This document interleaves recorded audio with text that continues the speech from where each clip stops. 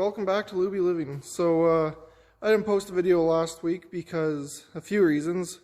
One, I'm going to move my video releases to Friday just to give me more time to edit and film, because before I was trying to film Saturday and then have the whole thing edited and ready to go for Sunday. So I had one day and I tried to carry on with my normal life while doing that. This way I've got a whole week because I'll film on Saturday and release the following Friday. So it'll give me a bit more time. Also, I'm trying out a new way of editing because I wasn't happy with how my videos were coming out before. Second reason is I was working on this truck instead of the 84. This truck, I didn't film any of me fixing it because I was just trying to get it done, and filming takes a lot of extra time. So I have a few clips that I just so happen to take, so I'll throw them into this video and I'll kind of walk you through what I was thinking most of the way. So just before I throw this all back together, I'm going to show you what I'm working on today. So this is my 2010 Chevy Silverado. It's got a 5.3 in it. And I had a bit of a tick for about 2 months. And I figured it was a lifter tick, but wasn't bothered by it, so I left it. So today I pulled the head right off and pulled the lifter out. And the lifter's actually over here. And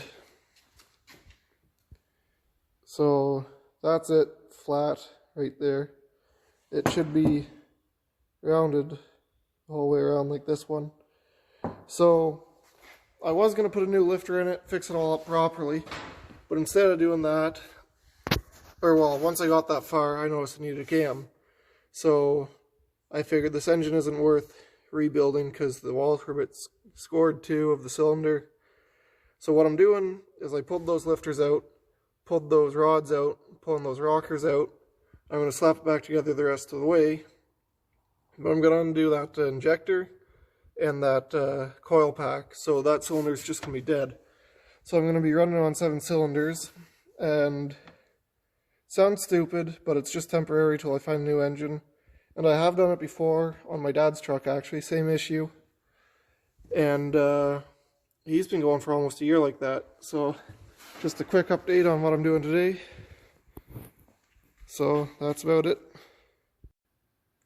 So unfortunately, when I got this, this is the new engine, but when I got the engine all back together, I fired it up and I had no oil pressure at all. So for anyone who's not mechanically inclined, I think you know that's bad. But long story short, what it means is your engine's going to seize. You really can't drive it for much time like that, or you're going to be stuck on the side of the road. So I ended up having to pull the old engine out, which is over here now. I'm holding on to it just till I make sure the engine in it is good. I don't need any parts off this one, and put a new engine in. So that's all done. Hopefully this one lasts longer. The funny thing is, when I took Dad's engine apart and killed one of his cylinders, he still had good oil pressure through the engine. He's been driving on 7 cylinders for a little over a year now. So he's had good luck with it. Unfortunately, I couldn't pull off the same miracle for myself. So the only other issue I've had with this engine since I put it in is it is actually out of a 2008 Silverado or Sierra, where my truck is a 2010, which isn't a big deal, except the camshaft sensor is different. And so it turned on an engine light and was cranking for a long time before it started. So you can't see it from up here, but I made a custom adapter that plugs in way at the bottom to go from my truck to the newer engine, which worked partially. The truck starts up fine, you don't have to crank it any extra at all, and it fires right up.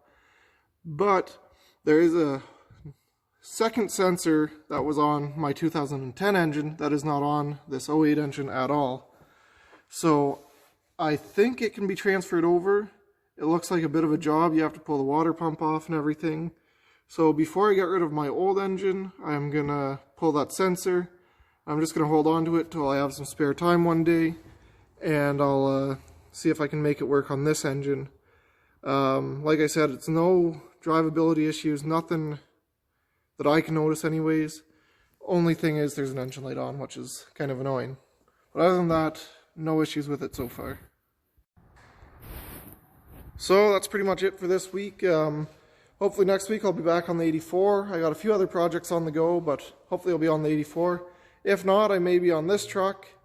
And if I'm not on this truck next week, sooner or later I will have a full-length video of what this truck is and what's been done to it. Either way, I'll be working on something cool next week, so be sure to tune in.